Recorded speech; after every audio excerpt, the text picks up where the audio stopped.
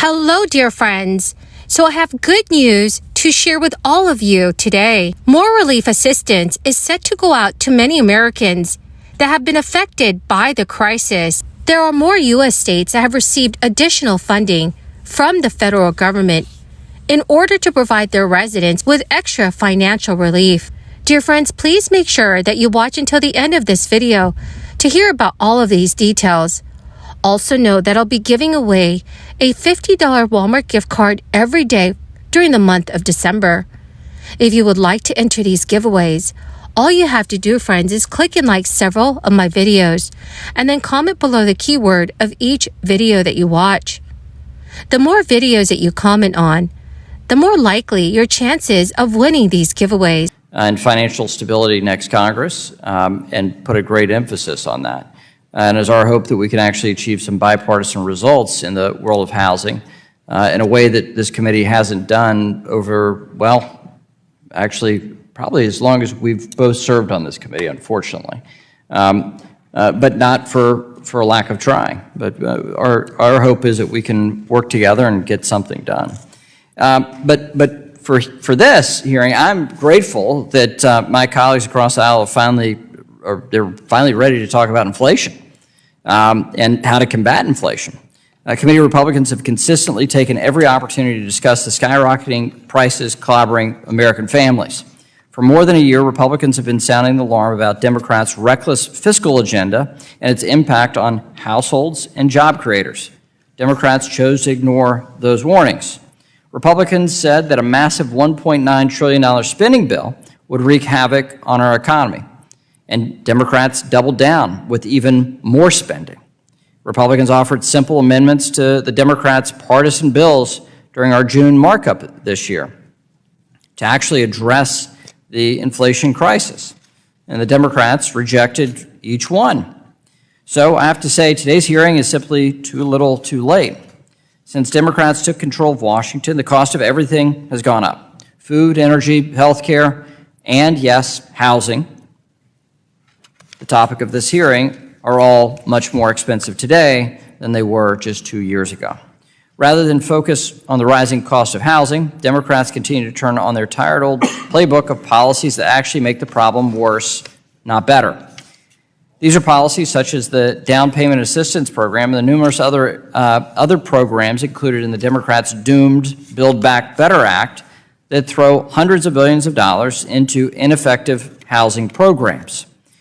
While well-intentioned, these would do nothing to help lower the cost of housing or increase our housing supply. Those are the things we need to address. To find real solutions to bring to this housing crisis, we need to take a step back. Consider this: the average 30-year fixed mortgage rate from June 2009 until the end of 2021 was 3.97%. Today, that same mortgage comes with a rate approaching a whopping 7%. Whopping in comparison to the last decade, historically. So when the crisis began in March 2020, commerce shut down in the United States. Only essential businesses had stayed open. Some with office jobs were able to work from home, but millions of jobs were lost, sending countless American households and business owners into a financial panic. The U.S. government enacted stimulus programs that helped small businesses to pay their employees, to revitalize restaurants, and to support entertainment venues that were forced to close. The chance to apply for those programs have now closed.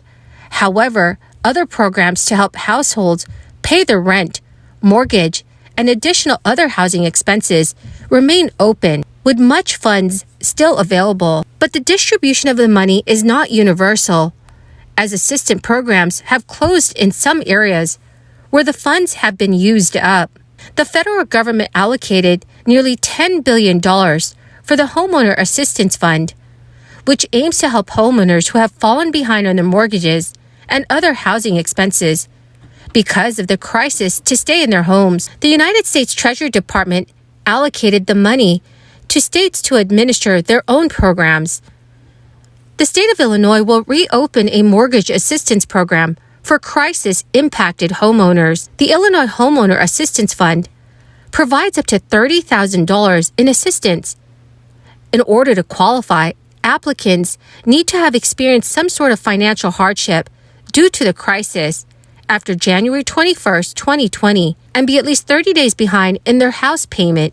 This program is funded through an appropriation from the Federal American Rescue Plan Act and can be used for past due mortgage payments and up to 3 months of future payments. The funding can also be used for delinquent property taxes, homeowners insurance, or homeowner association fees. Also, friends, according to state officials, those interested can apply through the end of January 2023. The crisis relief package passed by Congress in December 2020 included $25 million to assist low-income tenants with the urgent need for help with rent.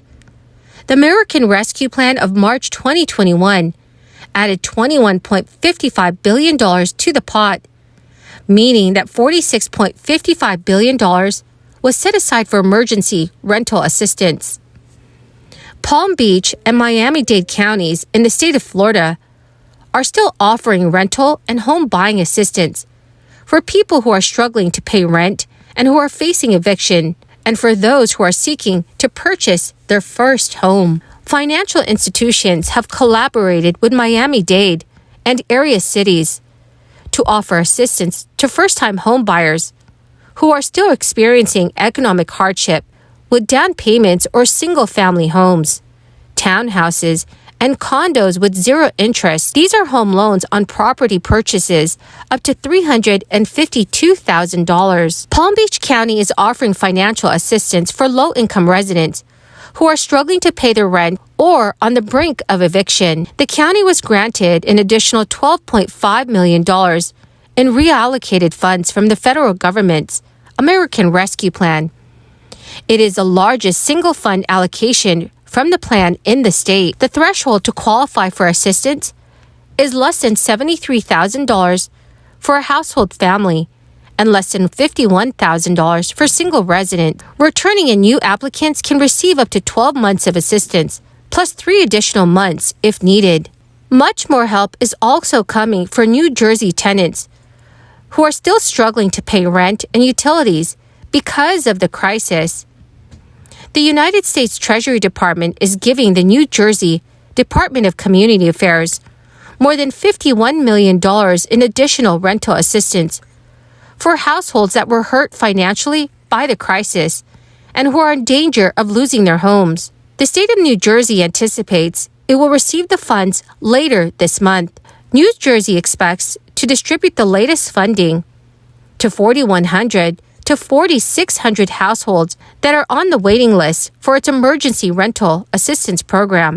The department also administers the state's eviction prevention program, which was signed into law in August 2021. Through this program, about 28,500 households will receive rental assistance each month for as long as 2 years. Well, my greatest and dearest friends, I want you all to know that I greatly appreciate all of you who are watching my videos daily. The winner is Elizabeth Folks. Congratulations, my dear friend. To claim your gift card, please check your notifications page and send me a message. Or you can message me on my Facebook page.